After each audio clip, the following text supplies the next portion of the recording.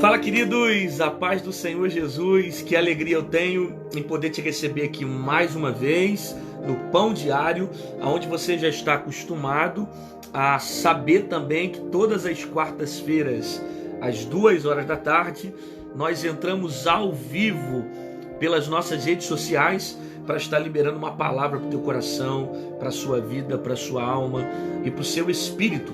E eu peço para você que está assistindo agora do YouTube, já deixar o seu like no vídeo, se inscrever no canal, ativar o sininho para você receber também as notificações e não perder nada do que Deus tem feito através da minha vida, através desse instrumento do YouTube que nós temos propagado a palavra do Senhor Jesus, tá bom? Estamos ao vivo agora no Instagram, estamos ao vivo também no Facebook. O texto que está no meu coração para esse dia está no Evangelho de Jesus Cristo, segundo escreveu Marcos, capítulo de número 7. Marcos 7, verso 31, que diz assim: a cura de um surdo e gago. E ele, tornando a sair da região de Tiro e de Sidom, foi até o mar da Galileia, pelos confins de Decápolis. Trouxeram então um surdo, que falava dificilmente, e rogaram-lhe que pusesse a mão sobre ele. E tirando a parte de entre a multidão, pôs-lhe os dedos nos ouvidos, cuspindo, tocou-lhe na língua, levantando os olhos ao céu, suspirou e disse: Efatá, isto é, abre-te. E logo se lhe abriram os seus ouvidos, e a prisão da língua se desfez, e falava perfeitamente. O texto que eu acabei de ler está no Evangelho de Jesus Cristo, segundo escreveu Marcos, capítulo de número 7, verso de número 31. E existem algumas verdades que estão implícitas dentro desse texto aqui, que são de grande valia para a nossa vida nessa tarde. Observe que esse texto, ele vai falar a respeito da cura de um homem que é surdo e também é gago. Além dele possuir uma deficiência auditiva, ele possui também uma deficiência na sua fala. Ele não consegue falar. A história diz que ele era conhecido como um gago de Decápolis. Ele possui um problema nos seus ouvidos, ele é surdo, ele também não consegue falar. Ele tem uma deficiência na fala, por isso a expressão que o texto usa é dizendo que ele é gago. E Jesus aqui está tornando a sair da região de Tiro e de Sidom, e ele vai até o mar da Galileia pelos confins de Decápolis, com a intenção de atravessar essa região, quando então é levado para ele esse homem que está com esse problema, com essa deficiência. Observe aqui primeiro, Jesus está atravessando duas fronteiras, a fronteira de Ciro e a fronteira de Tiro e a fronteira de Sidom. São duas fronteiras. A primeira fronteira é a fronteira de Tiro, que é a fronteira de origem judaica. A segunda fronteira é a fronteira de Sidom, que é uma fronteira de origem árabe. Jesus está atravessando essas duas fronteiras para ir até o encontro de um homem que estava com uma deficiência auditiva e uma deficiência também na sua fala. E todos nós sabemos que Jesus, culturalmente, ele era judeu. E judeu não se dava com árabe. Só que o texto está afirmando para nós que ele está tanto passando por uma fronteira judaica, que era a fronteira de Tiro, e a fronteira de Sidom, que era uma fronteira dos árabes. Jesus passa por essa fronteira com a intenção de tocar nesse homem e de fazer um milagre, de curá-lo. Até porque Jesus tem a onisciência, ele sabe de todas as coisas, e tudo que ele fazia com propósito. Jesus não era pego despercebido, Jesus não era pego de surpresa, Jesus não fazia as coisas pelo acaso, ele trabalhava com propósitos. E Jesus decide atravessar a fronteira de Sidom, mesmo sabendo que era uma fronteira de árabe, mesmo sabendo que poderia ser um obstáculo para ele passar pelaquela região. Ele passa pelaquela região porque alguém precisa receber o seu toque. O que deixa claro para mim que não existem barreiras para Jesus. O que deixa claro para mim que quando Jesus quer realizar os seus propósitos, os obstáculos não conseguem impedir o caminho de Jesus. Por isso que eu não devo duvidar do poder e da autoridade que ele tem. Porque não tem nada, não existe nada que seja capaz de tirar Jesus do propósito. Os obstáculos não são suficientes para intervir Jesus no meio do caminho. Há uma barreira aqui, uma barreira cultural, uma barreira que poderia evitar algumas pessoas de passarem por ali, mas Jesus não, Jesus vai passar. Ele vai passar por ali porque alguém precisa receber o teu toque. Ele vai passar por ali porque ele quer realizar um milagre na vida de alguém. E não existe nada que consiga impedir o que Jesus vai fazer. Não existem barreiras, não existem homens, não existe ciência, não existe tecnologia, não existe nada que seja capaz de impedir a autoridade de Cristo. Quando ele quer fazer, ele quebra barreiras, ele ultrapassa até mesmo obstáculos da religiosidade para realizar o teu poder e para realizar os seus milagres. Nada consegue impedir o propósito de Jesus. Ele passa pelas fronteiras de Tiro, pelas fronteiras de Sidom. Aí o texto afirma para nós que trouxeram então um surdo que falava dificilmente. Observe, alguém está levando esse surdo até Jesus. O texto não afirma que essas pessoas eram da família do surdo. O texto não afirma para nós que essas pessoas eram amigas do surdo. O texto não afirma para nós que essas pessoas possuem algum tipo de relacionamento com o surdo, algum vínculo familiar ou coisa assim. Mas o que o texto afirma é que essas pessoas estão levando o surdo até Jesus. A gente não sabe quem são essas pessoas, mas elas estão levando o surdo até Jesus.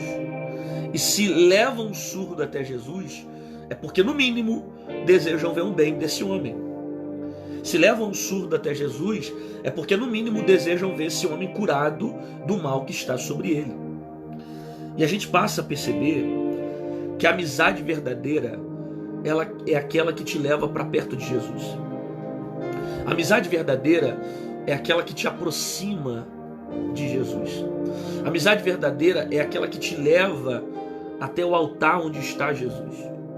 A amizade verdadeira não é aquela que te chama para fumar maconha. A amizade verdadeira não é aquela que te chama para cheirar cocaína. A amizade verdadeira não é aquela que te chama para viver uma vida de mentira, que paga roupas para você sair com ela para o carnaval, que te empresta roupa para você ir para a balada. A amizade verdadeira não é aquela que te chama para as coisas do mundo, que te convida para as coisas que só te afundam e te destroem. A amizade verdadeira é essa aqui, que está levando você até Jesus. Se cerque de pessoas que possam te aproximar de Jesus.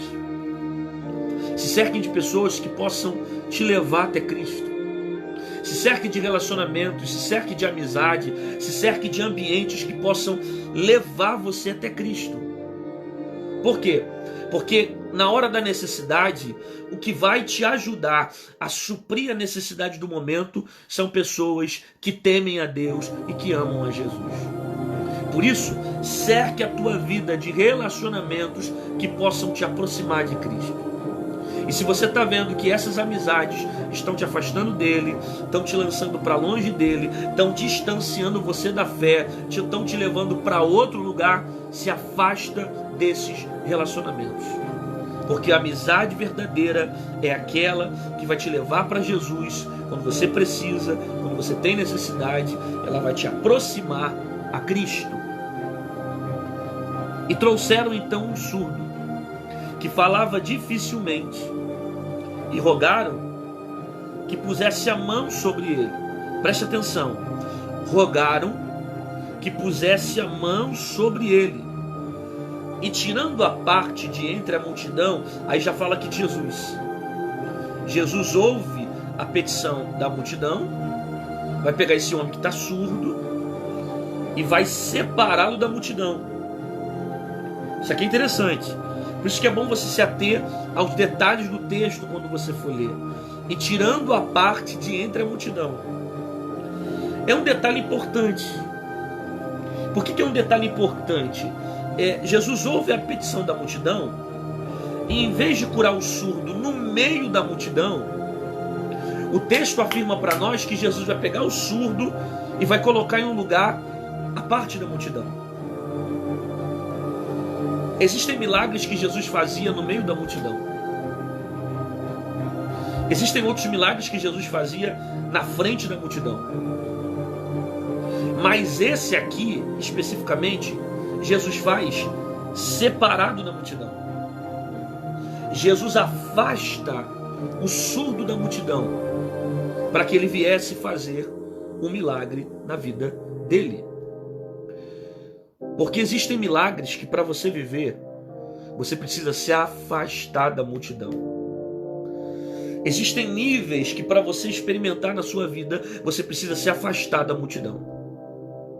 Existem profundidades que Deus quer trazer para a sua vida, que enquanto você estiver no meio da multidão, você não vai experimentar. Aí o texto diz que Jesus coloca o surdo à parte da multidão. Ele separa o surdo da multidão.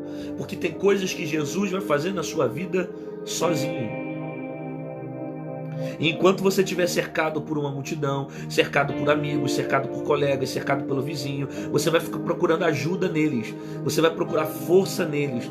Aí Deus vai deixar você sozinho. Ele te pega, te coloca sozinho, te separa de amigo, separa de colega, tira os vizinhos, tira os teus primos. Quem te visitava não visita mais. Quem tomava café da manhã com você não tomava mais. Quem jantava contigo não janta mais. As pessoas começam a sumirem da tua vida. Você vai ficando sozinho e você questiona a Deus: por que eu tô sozinho? Cadê meu amiguinho? Cadê meu colega? Cadê fulano? Sumiu da minha vida, quando na verdade ele fez isso para que me levasse a um nível mais profundo. Eu não iria viver milagre no meio da multidão. Então ele me separa, ele me tira da multidão para experimentar algo profundo na minha vida. Existem momentos que Deus vai separar você. E não é que Deus vai separar você porque essas pessoas não merecem a sua amizade. A intenção de Jesus aqui não é dizer que essas pessoas não valem nada e não tem que ficar perto do surdo. A intenção de Jesus é definir o propósito. E o propósito é estar Jesus e o surdo sozinho. Então às vezes é um tempo.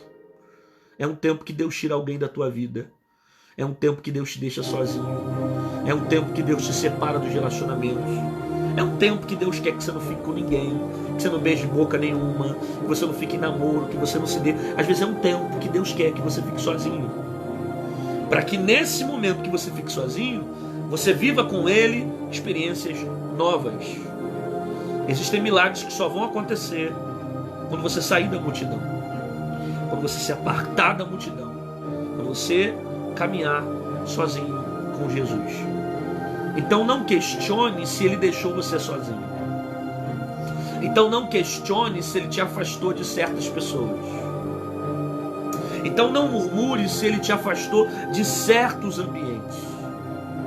Por quê? Porque existem momentos que é propósito dele você ficar sozinho, para que o milagre dele se manifeste sobre a sua vida. Trouxeram então o surdo, que falava dificilmente, e rogaram que pusesse a mão sobre ele. Ó, a multidão está pedindo: Senhor, toca com a tua mão sobre o surdo. Jesus ouve a multidão e, tirando a parte de entre a multidão, colocou apenas os seus dedos. Preste atenção nisso. A multidão está rogando a Jesus que Jesus venha e toque com o quê? Com a sua mão. E faça um milagre na vida do surdo com as mãos. Aí Jesus vem e coloca os dedos. Eu vou repetir a leitura aqui para você entender. E pôs-lhe os dedos nos ouvidos, e rogaram-lhe que pusesse a mão sobre ele. Mas Jesus, tirando a parte dentre a multidão, pôs-lhe os dedos nos ouvidos. Preste atenção. A multidão quer que Jesus coloque a mão. Só que Jesus vem e coloca apenas os seus dedos. Por que Jesus não ouve a multidão? Por que Jesus não faz conforme a multidão está pedindo? A multidão quer que Jesus toque a mão, Jesus vai e toca o dedo. Por que Jesus não faz de acordo com a voz da maioria? Por que Jesus não toca nos ouvidos do surdo com a mão? Ele toca com o dedo, com o dedo, com o dedo. Bom, isso aqui traz para nós algumas verdades. A multidão quer que Jesus toque a mão com a mão, só que Jesus vai e toca apenas com os seus dedos. Porque Jesus está mostrando que nunca vai ser da forma que a multidão quer. Sempre vai ser da forma que Jesus deseja fazer. Ele pode curar com pé, ele pode curar com braço, ele pode curar com cuspe, ele pode curar com lama, ele pode curar com a mão, ele pode curar com o dedo, mas é propósito dele curar com os dedos. As pessoas querem a mão, mas ele só vai tocar o dedo. Porque ele nunca vai fazer da forma que eu quero. Ele nunca vai fazer da forma que as pessoas desejam. Ele sempre tem um propósito dele já estabelecido para todas as coisas. Não é do jeito que eu quero, não é da forma que eu quero, não é da maneira que eu quero. É do jeito que ele quer. É da forma que ele deseja. É da maneira que ele quer fazer. Então, se eu ficar achando que Jesus vai fazer sempre da forma que eu quero, eu vou me frustrar. Se eu ficar achando que Jesus sempre vai fazer da maneira que eu desejo, eu vou me decepcionar, porque nem sempre ele vai realizar minhas vontades. Existem momentos que ele vai fazer do jeito dele, da forma dele, da maneira dele, mas vai fazer. Então eu preciso entender que Jesus não vai fazer da forma que eu quero, mas da forma que ele quer. Da maneira que ele quer fazer, da forma que ele deseja fazer. Então, se você está achando que o teu milagre vai chegar por um momento, por uma circunstância, Jesus vai usar outro método para mostrar que é ele que tem o poder de fazer sobre a sua vida. Então, se você está achando que Jesus vai usar o teu primo riquinho para te abençoar, que Jesus vai usar alguém que tem condições para te dar, ele supre a tua necessidade de outro modo. Às vezes ele usa quem você não imagina. Às vezes ele usa até um macumbeiro, um espírita, para abençoar você, para abrir portas na tua vida. Porque ele não vai fazer da forma que você pensa, ele não vai fazer do jeito que você quer. Nós somos calculistas, nós calculamos, pode acontecer dessa maneira, pode ser dessa forma. Não, ele não vai usar a tua razão para fazer um milagre. Na verdade, ele não precisa da tua razão para fazer milagre.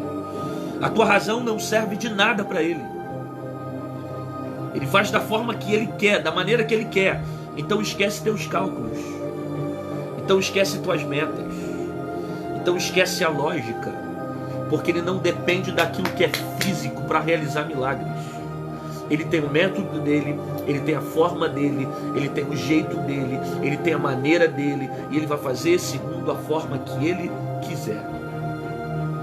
A multidão pensa que Jesus vem com a mão, só que Jesus vem e toca com o dedo.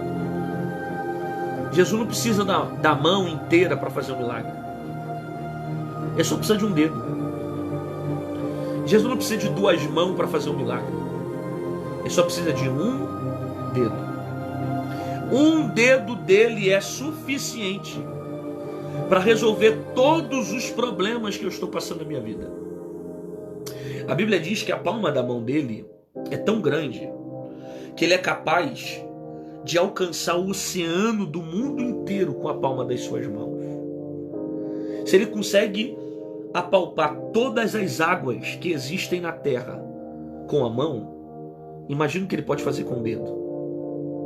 Você acha que ele não pode resolver teu problema? Você acha que ele não pode resolver teu casamento? Você acha que ele não pode resolver sua vida financeira? Você acha que ele não pode resolver sua vida espiritual? Você acha que ele não pode resolver sua vida material? Você acha que ele não pode resolver uma conta que você está devendo, um problema com teu filho, uma doença, um dedo dele, um dedo, um mindinho dele, um penteleco dele, vira um vendaval de vitória na sua vida. Jesus não precisa de muito para fazer milagre. com o pouco que ele tem, é muito e suficiente para a sua vida. Com o pouco que ele tem, é muito e supre todas as suas necessidades. Só um dedo dele, só um penteleco dele, só ele encostar o dedo já resolve tudo que você precisa, tudo que você necessita. Você não precisa de muito, você só precisa do dedo.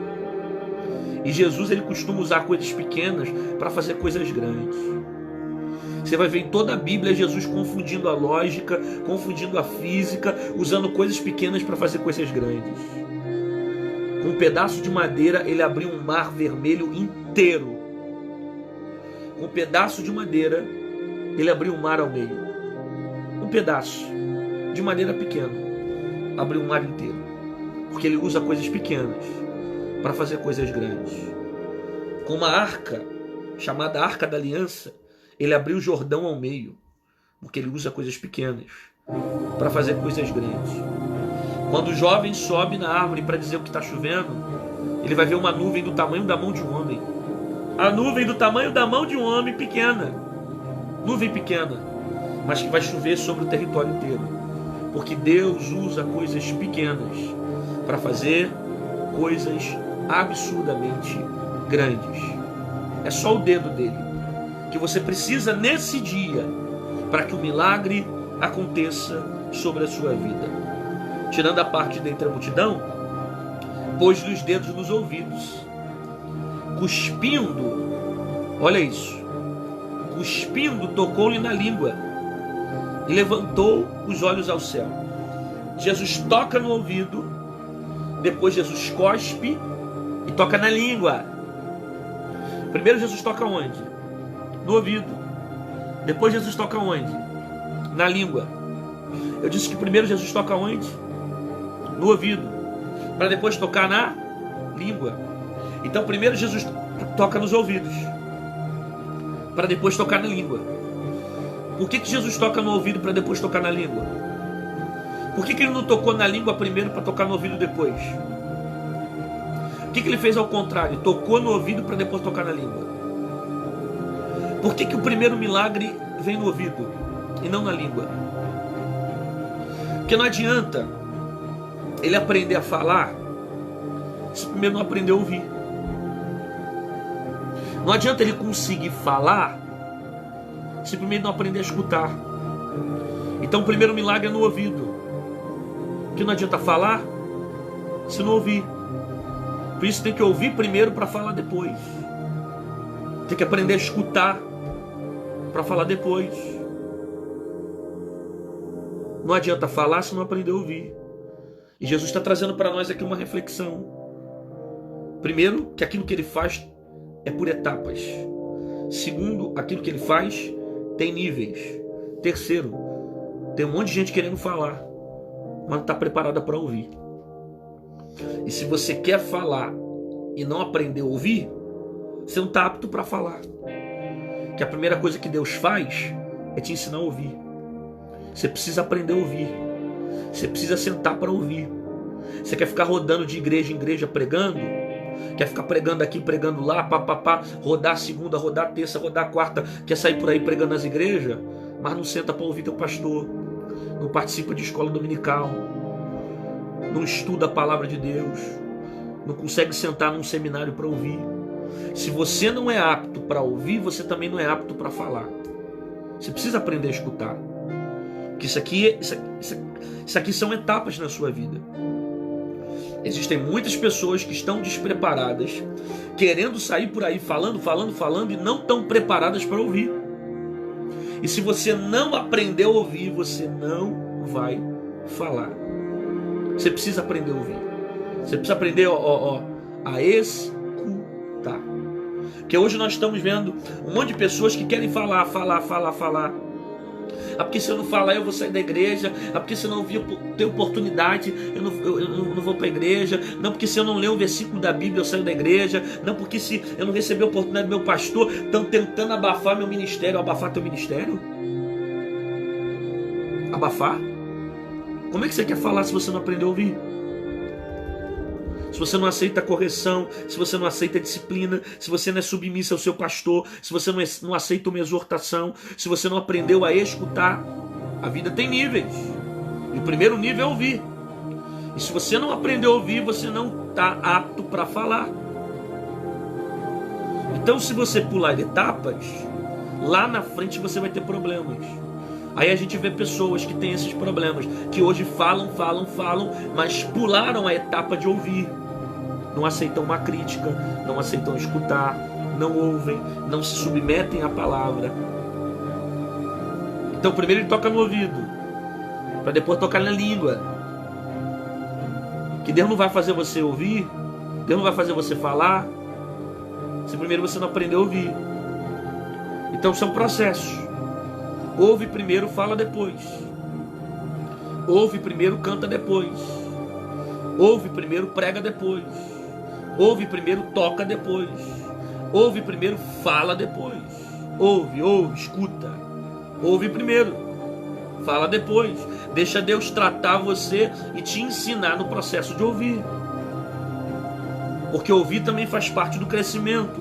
Ouvir também faz parte do milagre. Ouvir também faz parte da manifestação do que Jesus está fazendo. Então ouve. Escuta primeiro. Uma geração que não aprendeu a ouvir é uma geração de pessoas rebeliadas. Eu vou repetir isso. Uma geração que não aprendeu a ouvir é uma geração de pessoas rebeldes, que vivem em rebelião, que pularam a etapa do ouvir. Então você só vai ter aptidão para falar se lá atrás você conseguiu aprender a ouvir. E é a etapa do ouvir que vai te qualificar para falar. Então ouve e fala depois. Aprenda a ouvir. E deixa Deus tratar de você. Deixa Deus te ensinar. Deixa Deus amadurecer você. E tocando nos ouvidos, cuspiu e tocou na língua. Ok? Cuspiu e tocou na língua. E levantando os olhos ao céu. Olha o que Jesus faz. Toca nos ouvidos, toca na língua, levanta os olhos ao céu. Quando ele levanta os olhos ao céu, Champlin vai dizer algo interessante. Ele vai dizer que quando Jesus olha para o céu, Jesus estava esperando a autorização do Pai.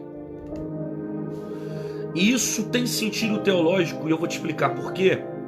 Porque ao mesmo tempo que Jesus era Deus, ele se apresenta nos evangelhos como Filho de Deus. E sendo Filho de Deus, ele não fazia nada sem a autorização do Pai. Então a teoria de Champlin tem sentido. Quando Jesus levanta os olhos e olha para o céu, ele espera a autorização do Pai para a realização daquilo que precisa ser feito. Se Jesus, que é Jesus, ele vem para cumprir o que o Pai determinou e até para realizar suas ações, ele espera a autorização do Pai. Por que você quer fazer coisas que Deus não te autorizou a fazer? Se Jesus, que é Jesus, espera a autorização do Pai para realizar certas coisas, por que você fica fazendo as coisas sem a direção de Deus? Por que você fica fazendo as coisas sem a autorização do Pai? E o problema de gente que vive a vida tomando decisões sem a autorização de Deus é que entra em furada, entra em caminhos errados, se precipita, entra em lugares errados, vive em momentos errados, por causa das circunstâncias de viver fora da direção do Pai. Namora com gente que não é para namorar, vive com gente que não é para viver, casa com gente que não é para casar, entra em lugares que não é para entrar, vive em momentos que não é para viver, e depois que dá de cara na parede, tenta dizer que Deus é a razão das coisas terem dado errado, quando na verdade lá atrás ele não ouviu a voz de Deus. Então eu preciso viver de acordo com a autorização do Pai. Se o Pai mandou ir, vai. Se o pai mandou fazer, faz. Ah, pastor, mas quando Deus não fala nada, fica quieto. Eu aprendi no meu ministério que quando Deus não me diz a decisão que eu preciso tomar, é porque eu preciso ficar parado. Eu vou repetir isso. Eu aprendi no meu ministério que quando Deus não fala o que eu tenho que fazer, é porque Ele quer que eu fique parado. Deus ficar em silêncio também é uma resposta para você. Porque as pessoas acham que a resposta de Deus é sim ou não. Só que nem sempre Deus vai falar sim ou não. Às vezes Ele não diz nada. E não dizer nada faz com que você fique parado. Porque não é momento de decidir. Então, se eu não tenho a resposta que eu preciso, não é momento de decidir. Se eu não tenho a direção que eu preciso, não é momento de decidir. O problema é que às vezes eu decido sem ter uma direção do Pai. O problema é que às vezes eu decido sem ter uma resposta de Deus. Aí eu dou de cara na parede. Aí eu me quebro todo. Aí eu me precipito. Aí eu me envolvo com Ismael. Aí eu entro me relacionando com o filho da precipitação. Porque eu não soube esperar o tempo de Deus. Eu não soube me adequar à vontade de Deus. E toda vez que eu decido não me submeter à voz de Deus, a esperar o tempo de Deus, o diabo se levanta na frente, apresentando um Ismael para precipitar o meu caminho. Você lembra de Abraão? Deus falou para Abraão: eu vou te dar um Isaac, só que é no tempo determinado. Aí a esposa de Abraão não soube esperar. Ela não soube esperar e tentou dar um jeitinho para a coisa acontecer. Qual foi o jeitinho de Sara? Você vem aqui e se relaciona com a minha escrava. Aí Abraão vai lá, se relaciona com a escrava. E quando ele se relaciona com a escrava, vai nascer quem? Ismael. Mas Deus tinha falado que ia dar Ismael para Abraão? Não. A vontade de Deus para Abraão era Ismael? Não. Qual era a promessa de Deus? A promessa de Deus para Abraão era Isaac. Porque o filho viria da esposa legítima. Só que Abraão e Sara não soube esperar o tempo.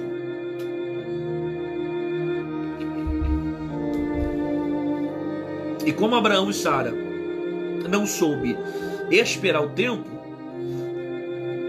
ele se precipitou, dando ouvido para Sara, que se precipitou também. Ou seja, os dois se precipitaram juntos e fizeram nascer Ismael.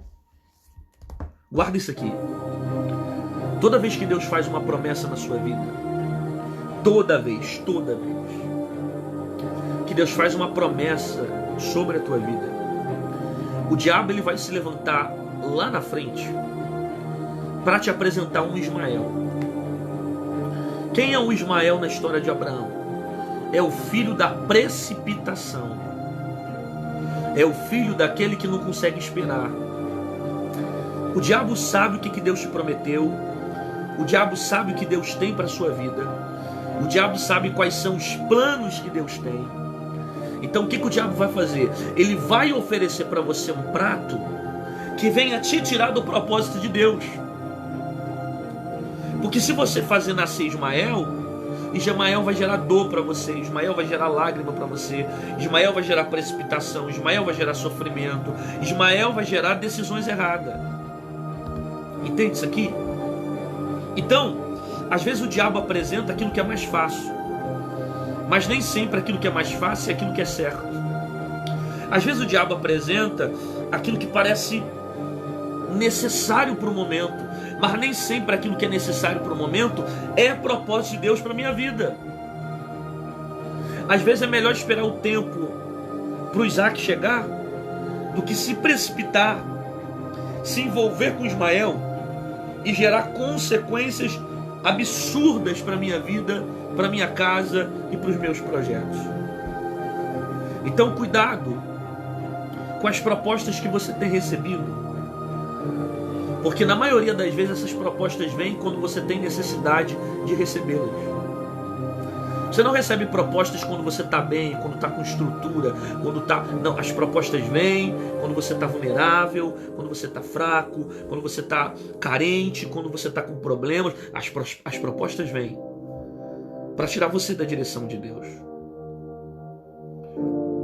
Às vezes é um momento que o diabo quer se aproveitar para te fazer uma proposta, para te apresentar um relacionamento que só vai te afundar, para te apresentar um namoro que só vai te fazer cair.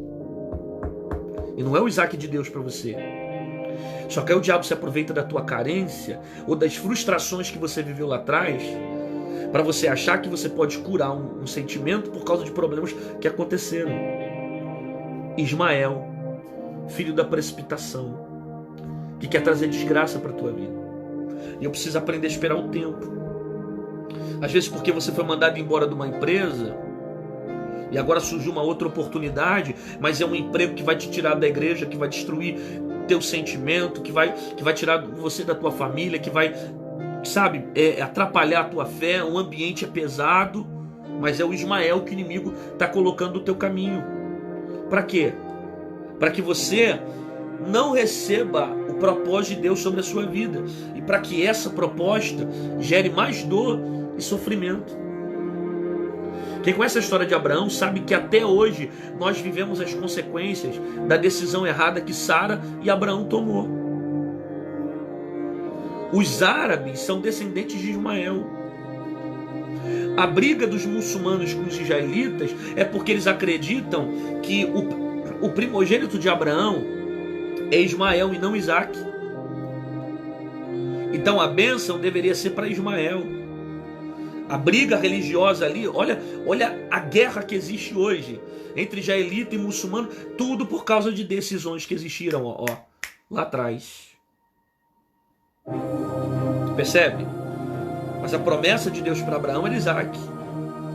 Só que a precipitação gerou Ismael. Toda vez que você viver o propósito, você vai gerar Isaac. Toda vez que você se precipitar, você vai gerar Ismael. Ismael é o filho da precipitação.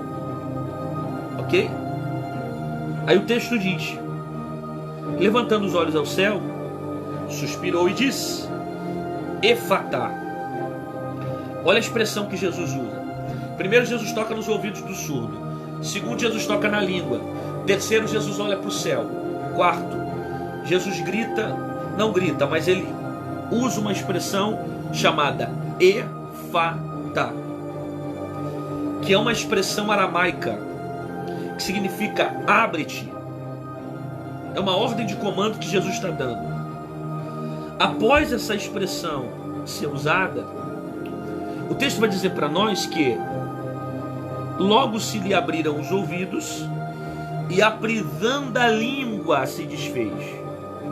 Preste atenção na expressão, prisão da língua se desfez. Então a língua dele estava como? A língua estava aprisionada. Essa expressão aqui, ela traz para nós um sentido espiritual. Quando Jesus olha para o surdo, que toca tanto no ouvido quanto na língua, ele diz Efatá, que é uma expressão aramaica que significa abre, solta, desata, desfaz. Essa ordem de comando que Jesus está dando é a mesma ordem parecida quando Jesus liberou em direção o vento e o mar, quando ele diz cala-te, aquieta-te, que também é uma ordem de comando que Jesus dá em Marcos 4:35. Ele usa uma expressão no grego chamado sejam amordaçados. São as mesmas ordens que Jesus se referia a espíritos malignos, a demônios. Pastor, o que você está querendo dizer? Eu estou dizendo o seguinte, que quem está aprisionando a língua desse homem aqui são demônios. Esse homem está aprisionado por espíritos malignos.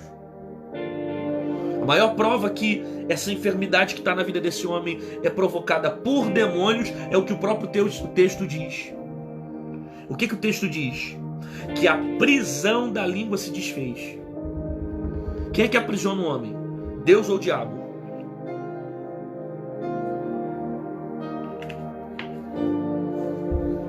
Vou perguntar de novo. Quem é que aprisiona o homem, Deus ou o diabo? O diabo veio, o ladrão veio, senão para matar, roubar e destruir. É ele que tem a intenção de aprisionar a nossa vida. Então é ele que aprisiona a língua desse homem. Eu estou dizendo que essa enfermidade que esse homem está tendo aqui não é uma enfermidade natural, uma enfermidade provocada por demônios. Por isso que a ordem de Jesus é uma ordem de comando. Solta! Abre-te! Desata! Desfaz! Entendeu a expressão? Que a ordem de Jesus aqui é contra espíritos malignos. O texto não fala do diabo. Mas o fato do texto não falar que esse homem não tem demônio não significa que ele não tenha. Porque o diabo trabalha no oculto, no escondido. E onde é que ele estava escondido? Na língua. Aprisionando a língua do homem. Não era Deus que estava aprisionando a língua desse gago. Existem 3 tipos de enfermidades. Primeira enfermidade, enfermidade natural. Enfermidade natural é aquela que você constrói na sua vida. O que é enfermidade construída? Você consome muito açúcar, lá na frente você vai ter problema de diabetes. Você consome muito sal, lá na frente você vai ter problema de pressão. Isso são enfermidades naturais. São coisas que você planta na juventude e vai colher na velhice. Existe um segundo tipo de enfermidade que são provocadas pelo próprio Deus, que Deus permite para que o nome dele seja glorificado. Existe isso na Bíblia? Claro que existe. João capítulo 9, que fala sobre o cego de nascença. E a Bíblia vai dizer para nós que os homens vão perguntar: quem pecou para esse cara nascer assim? Foi o pai? Foi a mãe? Aí Jesus vai dizer: não, ninguém pecou para que ele nascesse assim. Ele nasceu assim para que se manifestasse nele a glória de Deus. Então a segunda enfermidade é aquela que Deus permite para que o propósito dele se cumpra. E existe um terceiro tipo de enfermidade, que são enfermidades provocadas por demônios, por espíritos malignos. Para quê? Para destruir o homem, para acabar com a qualidade de vida dele, para levar o homem à desgraça. Que o diabo veio senão para destruir, para roubar, para matar, para levar o homem à desgraça. Agora, uma coisa que me alegra é que, independente do nível de enfermidade que eu possa viver, Deus tem o poder de curar todas elas. Você vai ver nos evangelhos muitos homens que ficaram enfermos por causa de demônios. Atrofiamento na mão por causa de demônios. Paralisia nos pés por causa de demônios. Nem toda enfermidade são demônios, mas muitas delas são provocadas por demônios. Se lembra quando a mulher Sirofenícia foi até Jesus? Ela disse: Senhor, vai na minha casa. Por quê? Porque a minha filha está miseravelmente endemoniada. A expressão que ela usa da filha é que a filha estava vivendo um estado miserável. O que é uma pessoa miserável? Que não se veste, que não se come, que talvez não tenha uma higiene sadia, que perde um pouco o padrão da normalidade. Um estado miserável, provocado por demônios. Aí quando Jesus grita, Efatá, quando ele diz, solta, abre-te, que é uma expressão aramaica que significa abre-te, Jesus está vendo que por trás da enfermidade dele, por trás da surdez dele, por trás da deficiência que ele tem na língua, tem um demônio que está aprisionando a língua dele. Então um grito aqui de Efatá, solta, não é um grito aqui para o surdo. O grito aqui não é para o corpo do surdo. O grito aqui é para o cão que está aprisionando a língua dele. Só que eu dou glória a Deus que a multidão só enxerga um homem que é surdo e gago. Só que Jesus está vendo que por trás daquela enfermidade tem demônio. Então ele dá ordem para que aquilo que aprisiona ele solte naquele momento, para que os espíritos malignos batem em retirada. Porque quem olha de longe só está vendo uma situação natural. Alguém que sofre. E sofre porque tem doença. Jesus está vendo que sofre, mas sofre porque tem demônios. Você pegou isso aqui ou não? As pessoas estão olhando e estão dizendo, ele sofre. Ele sofre porque tem uma doença. É deficiente auditivo e é deficiente na fala. Jesus está olhando e está percebendo que ele sofre, mas sofre não literalmente porque tem só uma doença. Ele sofre porque tem demônios. Então a ordem de Jesus é para o espírito que aprisiona a língua desse homem. Solta, abre, desata, desfaz. Porque Jesus está vendo quem está provocando essa situação. Jesus está vendo quem está por trás do teu pai, por trás da tua mãe, por trás do teu tio, teu filho. Jesus está vendo. Jesus está vendo quem está por trás dessa enfermidade, desse problema que você está vivendo. Jesus está vendo. Para muitos é uma enfermidade natural, para muitos é um problema natural, só que Jesus está vendo que há uma ação espiritual sobre isso. E por ele ver, ele está dando uma ordem de comando agora em direção à tua casa. Solta, desata, desfaz, sai. A ordem é dele. Para quê? Para que os espíritos malignos que estavam dominando a tua vida caiam por terra e batam em retirada. Às vezes aquilo que você não pode ver, às vezes aquilo que você não enxerga, às vezes aquilo que você não consegue perceber, às vezes algo que está escondido, oculto, se manifestando de maneira escondida na sua vida. Mas Jesus já viu quem está aprisionando. Jesus já viu quem está prendendo esse cara. Jesus já viu quem está prendendo a língua, os olhos, o ouvido, a boca, a mão, os pés. Jesus já viu que tem demônio na vida dele. Que às vezes ele faz o que faz porque tem demônios. Vai beber porque tem demônio, fuma porque tem demônio, cheira porque tem demônio, rouba porque tem demônio, vai para amante porque tem demônio, vive a vida desgraçada porque tem demônio, aprisionando a vida dele. Mas há uma ordem de Jesus para a tua casa. Seja livre dos atrofiamentos na língua, nos ouvidos. Seja livre das possessões que tentam prender a sua vida, destruir a tua vida. Efatá, solta, abre, desfaz. Seja liberto, curado, no nome de Jesus.